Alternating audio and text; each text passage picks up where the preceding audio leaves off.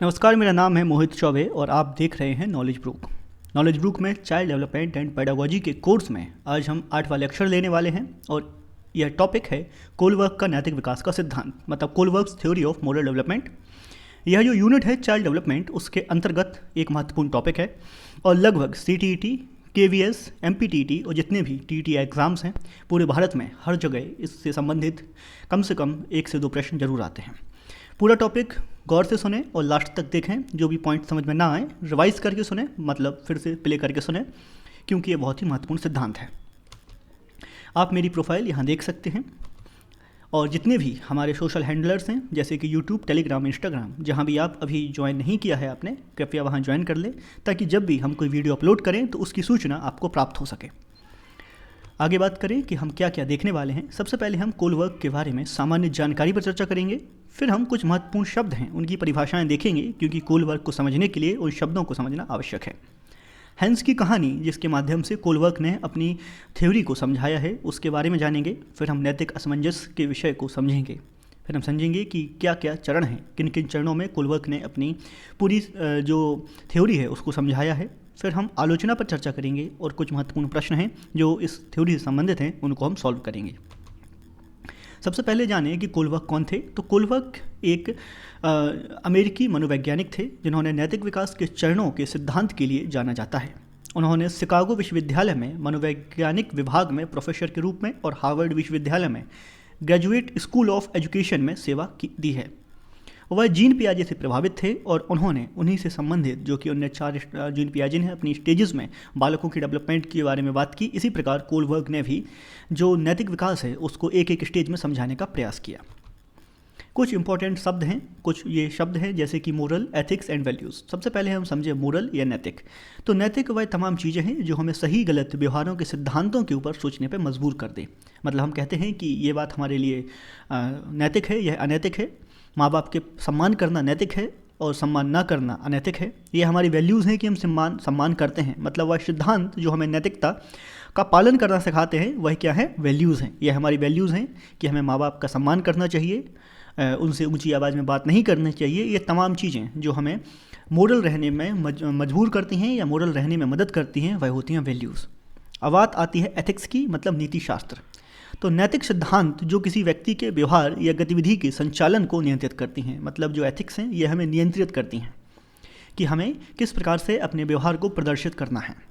तो हमें उम्मीद है कि आपको इन तीनों शब्दों का अर्थ समझ में आ गया हो। आप चाहें तो इस पर्टिकुलर पार्ट को रिवाइज करके सुन सकते हैं। अब बात आती है डायलेमा की।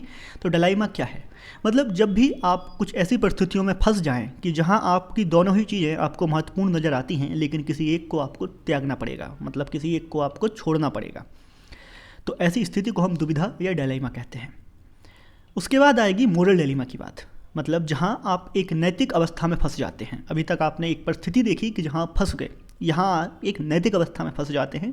एक एग्जाम्पल के थ्रू समझाऊँ, परिभाषा तो लिखी है, आपको नोट्स भी मिल जाएंगे कि अगर आपने पढ़ाई नहीं की है, कल आपका एग्ज़ाम है और अगर आप फेल हो जाते हैं तो आपको अगली क्लास में प्रमोशन नहीं मिलेगा, क्योंकि अब यहाँ पे हो गया कि आपको पास होना ज़रूरी है। क्योंकि आप फेल हुए तो आपके ऊपर सोशल प्रेशर होगा, सामाजिक दबाव होगा, माता पिता गुस्सा करेंगे, आपकी इंसल्ट होगी। और अगर आपको पास होना है तो आपको चीटिंग करनी पड़ेगी। यहाँ पे आप सामाजिक दबाव या फिर पारिवारिक प्रेशर में भी एक जगह फंसे हुए हैं और दूसरी जगह आप फंसे हुए हैं कि आपको चीटिंग नहीं करनी। यह हो जाएगा मोरल डायलेमा। या तो आपको अपनी क्लास रिवाइज करनी पड़ेगी या फिर आपको चीटिंग करनी पड़ेगी। तो ऐसी स्थितियों को हम कहते हैं मोरल डायलेमा। यही एक और एग्जाम्पल के थ्रू समझिए कि जैसे आप अगर किसी बैंक में काम करते हैं, आपसे कुछ पैसों का हेरफेर हो जाता है, लेकिन अगर आप उस हेरफेर को सबके सामने लाते हैं तो आपकी रिस्पेक्ट, जो भी आपकी रिस्पेक्ट है, वह उस ग्रुप में, आपके ऑफिस में ख़राब हो जाएगी, आपका सम्मान गिर जाएगा। तो ऑनेस्टी दिखा लो या फिर रिस्पेक्ट बचा लो। वहीं एथिक्स एंड इंटीग्रिटी की भी बात है। तो इस प्रकार से हम बहुत सारे पब्लिक लाइफ में, अपने डेली लाइफ में एग्जाम्पल्स देख सकते हैं जहां आपको नैतिक असमंजस की परिस्थिति से गुजरना पड़ता है। अब एक स्टोरी जो कि बहुत महत्वपूर्ण है और जो आगे जाके जो कोलवर्क है इनके काम को समझाती है।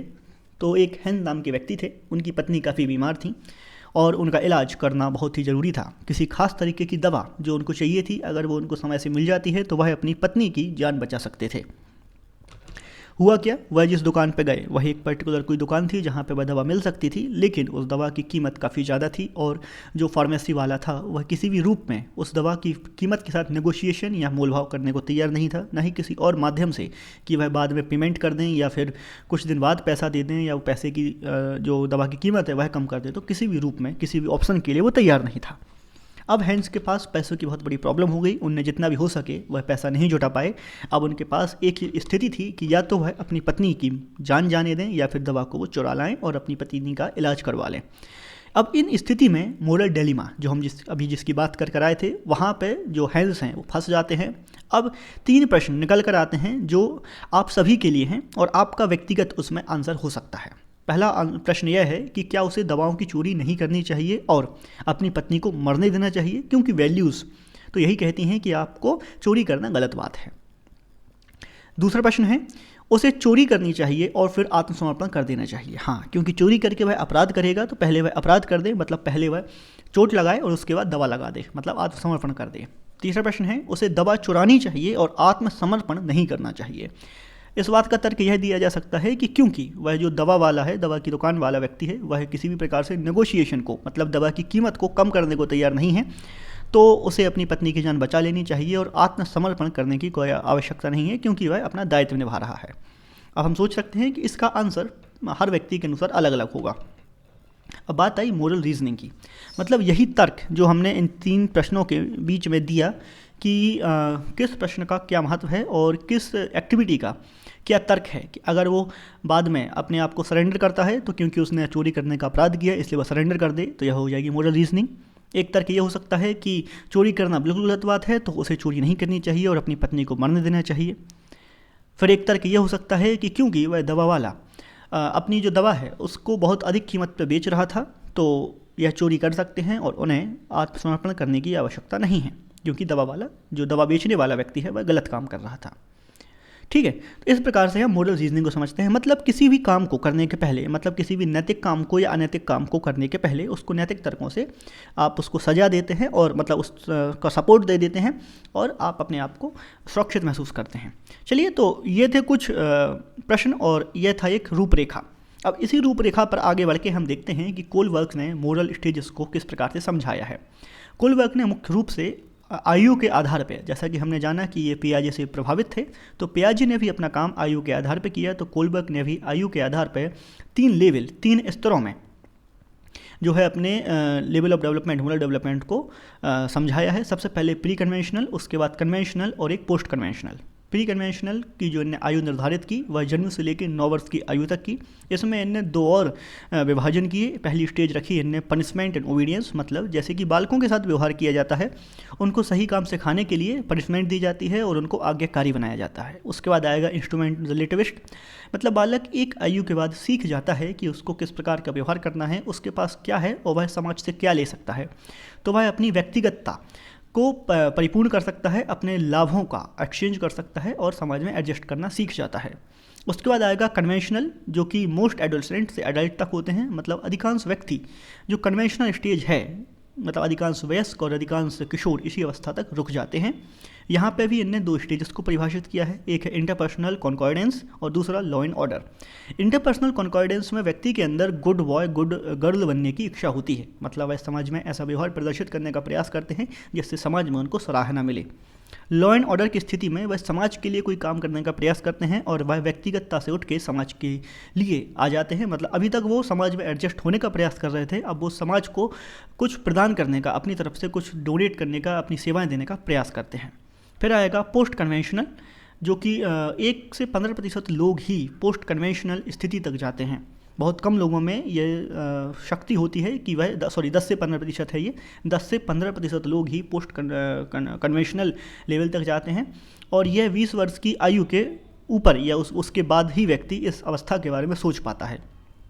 इसमें इनने 2 बातें कही, एक सोशल कॉन्ट्रैक्ट और एक यूनिवर्सल एथिकल प्रिंसिपल। तो कोई भी व्यक्ति समाज में तब तक रहता है, या जो ये 10 से 15% लोगों की हम बात कर रहे हैं, ये वह लोग हैं जो समाज में तब तक अपने आप को एडजस्ट करके चलते हैं जब तक उनके व्यक्तिगत मूल्य समाज के मूल्यों के समांतर चलते हैं। जब उनको लगता है कि उनकी जो व्यक्तिगत मूल्य हैं या जो उनका व्यक्तिगत मूल्यों का न्याय है वह समाज के अनुसार नहीं है, तो वह समाज के ऊपर उठ जाते हैं। मतलब समाज से रिवेल कर जाते हैं। इनको भी हम आगे समझेंगे अच्छे से। उसके बाद यूनिवर्सल एथिकल प्रिंसिपल्स, मतलब कुछ लोग ऐसे होते हैं जो उनकी ज़मीन या उनके समाज के द्वारा बनाए गए नियमों के ऊपर उठ जाते हैं और वह ऐसे नियमों के ऊपर काम करते हैं जो सार्वभौमिक रूप से लाभकारी हों, सार्वभौमिक रूप से लागू हो सकें। और ऐसे बहुत ही कम लोग होते हैं जो व्यक्तिगतता या अपने व्यक्तिगत समाज से ऊपर उठ के पूरे विश्व या पूरी यूनिवर्स के बारे में सोच पाते हैं या सार्वभौमिकता के विषय में सोच पाते हैं। चलिए, सबसे पहले हम प्री कन्वेंशनल इस लेवल की बात करते हैं, जिसको हम हिंदी में कहेंगे पूर्व परंपरागत स्थिति, जो कि लगभग 0 से 9 वर्ष की आयु तक होता है। इसमें सबसे पहला है सजा और आज्ञाकारिता, मतलब पनिशमेंट एंड ओबीडियंस। इसमें सही और गलत को परिभाषित किया जाता है, मतलब बालक को सही कार्य के लिए पनिशमेंट दी जाती है और उसको आज्ञाकारी बनाया जाता है, मतलब समाज में एडजस्ट होने का यह पहला चरण है। उसके बाद आएगा इंस्ट्रूमेंटल रिलेटिविस्ट, मतलब सहायक सापेक्षवादी।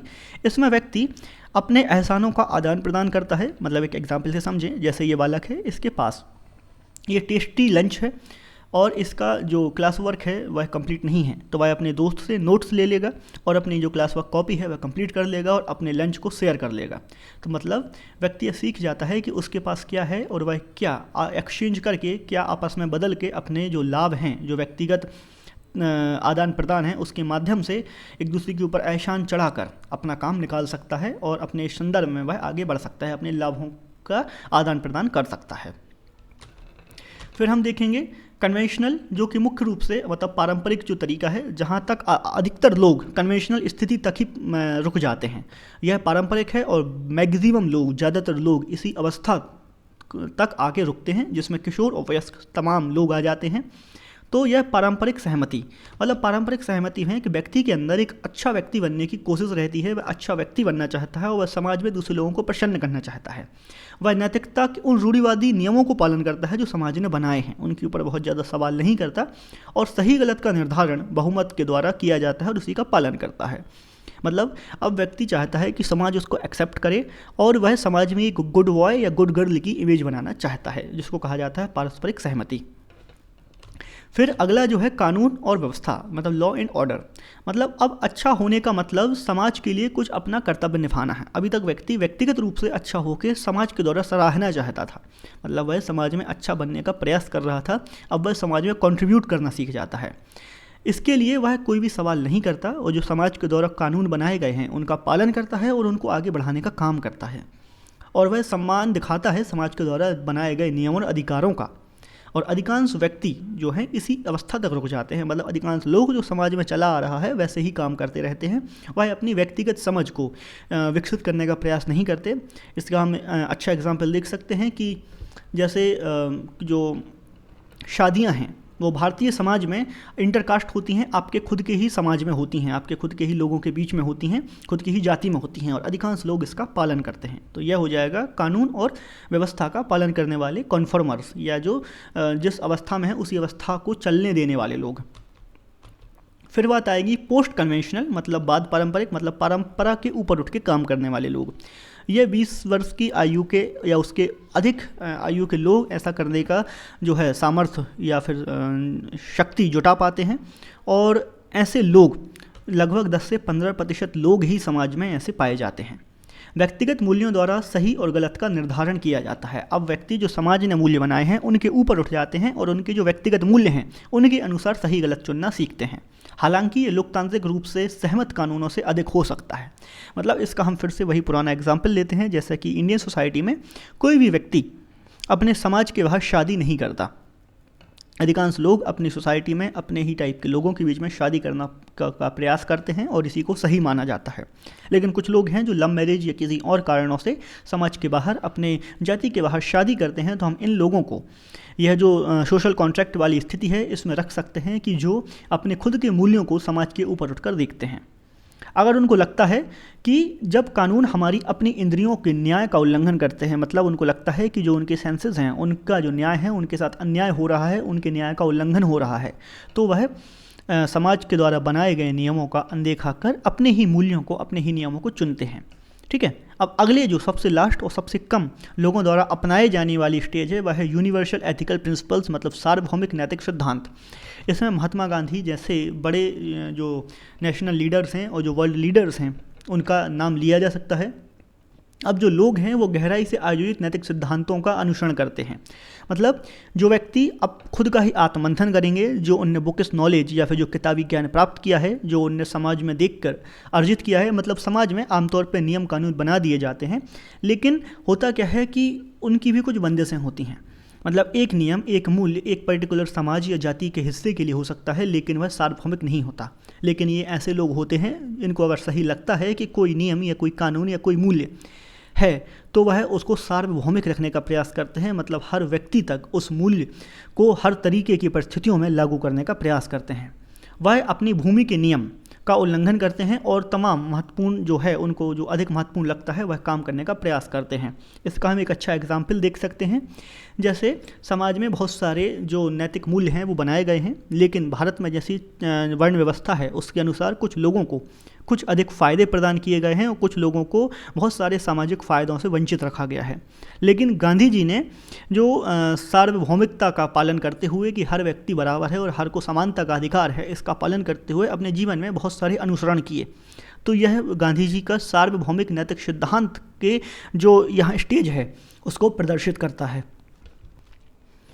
और गांधी के बाद नेल्सन मंडेला को तो अफ्रीका का गांधी कहा ही जाता है, तो गांधी का ही अनुसरण नेल्सन मंडेला ने किया। चलिए अब आगे बात करें। इनके कुछ आलोचनाएं हैं। जैसे उन्हें एक काल्पनिक स्थिति के साथ अपने सिद्धांत को व्यक्त किया। मतलब जो कोलबर्ग हैं इनने एक काल्पनिक स्थिति उत्पन्न करी, जैसे कि इनने कहा कि हैंस की पत्नी बीमार थी फिर उन्होंने चोरी करी, ये सब तो यह एक काल्पनिक स्थिति थी और इनने इस स्थिति का सहारा लेके अपने सिद्धांतों को रखने का प्रयास किया। इस बात पर इनका क्रिटिसाइज़ किया जाता है इनको कि हाइपोथेटिकल सिचुएशन को हम रियल टाइम सिचुएशन के साथ मतलब वास्तविक परिस्थितियों के साथ कैसे जोड़ सकते हैं। फिर कहा गया कि पूर्वाग्रह से ग्रस्त था इनका काम। मतलब कहा जाता है कि क्योंकि इनने एक काल्पनिक स्थिति को रखा है इसलिए जो भी इनके आउटकम्स आए हैं, जो भी इनके परिणाम आए हैं, वह इनकी व्यक्तिगत मानसिकता या पूर्वाग्रह से ग्रसित थे।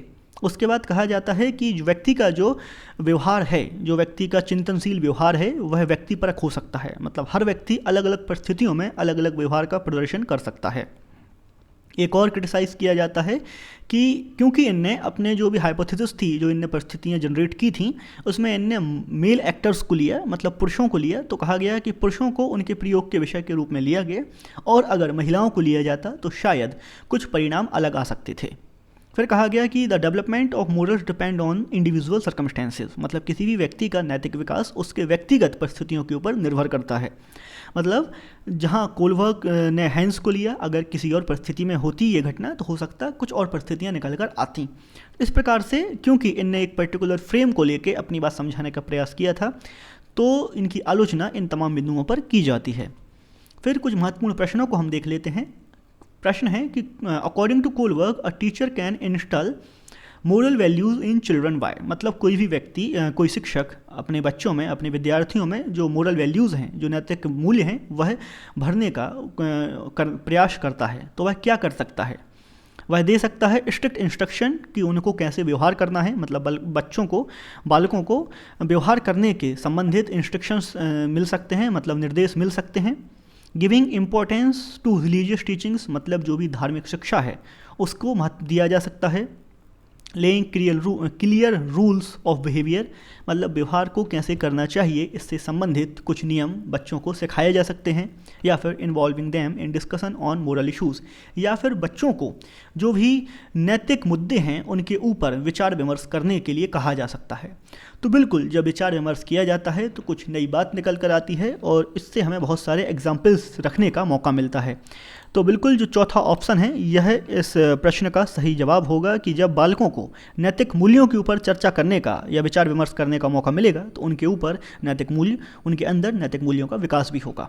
चलिए अगला प्रश्न देखते हैं। A person is helping his friend in shifting his behaviour represents what. मतलब एक व्यक्ति शिफ्टिंग हिज, यहाँ पे वो होगा shifting his material, shifting his stuff होगा। मतलब एक व्यक्ति शिफ्टिंग में अपने दोस्त की मदद कर रहा है। मतलब कोई व्यक्ति अपना सामान शिफ्ट कर रहा है, एक जगह से दूसरी जगह अपने सामान को ले जा रहा है, तो दूसरा व्यक्ति उसकी मदद कर रहा है। यह व्यवहार कोलबर्ग के अनुसार नैतिक विकास के किस चरण का प्रतिनिधित्व करता है? यह व्यवहार उनके किस चरण का प्रतिनिधित्व करेगा? सजा और आज्ञाकारिता। बिल्कुल जो हमने पहली सजा देखी थी कि जब बालक जो समाज द्वारा एक्सेप्टेड दायरा है उसके बाहर सोचता है तो उसको सज़ा मिलती है और उसको सज़ा देकर आज्ञाकारी बनाया जाता है। बिल्कुल नहीं, यह अवस्था तो यहाँ नहीं लगती। पारस्परिक सहमति मतलब जब व्यक्ति समाज में अच्छा व्यक्ति बनने का प्रयास करता है, मतलब गुड बॉय गुड गर्ल की इमेज बनाने का प्रयास करता है, इंटरपर्सनल कॉन्कॉर्डेंस स्थापित करने का प्रयास करता है, तो इनने यही एक अवस्था समझाई थी। फिर एक तीसरी अवस्था बताई है यहाँ पे सहायक सापेक्षवादी, मतलब इंस्ट्रूमेंटल रिलेटिविस्ट। मतलब यहाँ पे हमने देखा था कि एक बालक यह सोच लेता है कि उसके पास क्या है और किन वस्तुओं का आदान प्रदान करके वह अपनी व्यक्तिगत ज़रूरतों का पूरा कर सकता है, एक दूसरे के ऊपर एहसान करके वह समाज में एडजस्ट कर सकता है। तो यह इंस्ट्रूमेंटल रिलेटिविस्ट यह अवस्था भी इसको नहीं लगती है। एंड यूनिवर्सल एथिकल प्रिंसिपल्स, मतलब जो सार्वभौमिक नैतिक सिद्धांत हैं, जैसे कि हमने गांधी का एग्जाम्पल लिया कि जो उनने किताबी बातें पढ़ी, कि जो उनने जाना कि मोरल्स क्या हैं, वैल्यूज़ क्या हैं, और उनने यह देखा कि समाज में मोरल्स एंड वैल्यूज़ किन्हीं खास समाज तक, किन्हीं खास समुदायों तक सीमित हैं और कई जगह पे इनका उल्लंघन हो रहा है। तो उनने उन मोरल्स एंड वैल्यूज़ पे गौर करके उल्लंघन करने वाली स्थितियों के परे जाकर सभी के साथ समान व्यवहार करना सीखा। तो यह स्थिति यहाँ पे नहीं है। तो फिर हम आते हैं वापस अपने ऑप्शन नंबर बी पे। ऑप्शन नंबर बी में कहा पारस्परिक सहमति, मतलब एक व्यक्ति गुड बॉय गुड गर्ल की इमेज बनाना चाहता है, इसी वजह से वह अपने दोस्त की मदद करेगा, और इसीलिए इसका जो राइट आंसर है वह हम लेके चलेंगे ऑप्शन नंबर बी। तो उम्मीद करते हैं कि आपको यह लेक्चर अच्छा लगा होगा और कोलवर्क से रिलेटेड जितनी भी अवधारणाएं हैं वो आपकी यहाँ पर क्लियर हो गई होंगी। तो अगर आप चैनल पर पहली बार आए हैं तो कृपया सब्सक्राइब करके जाएं। अगर वीडियो अच्छा लगा तो लाइक करें, और अगर वीडियो अच्छा नहीं लगा तो डिसलाइक करके कमेंट में वजह ज़रूर लिखें। धन्यवाद, बने रहिए हमारे साथ। और आपको टेलीग्राम ग्रुप पर इसके नोट्स मिल जाएंगे, तो अगर आपने टेलीग्राम ग्रुप ज्वाइन नहीं किया है तो ज़रूर ज्वाइन कर लें। Thank you.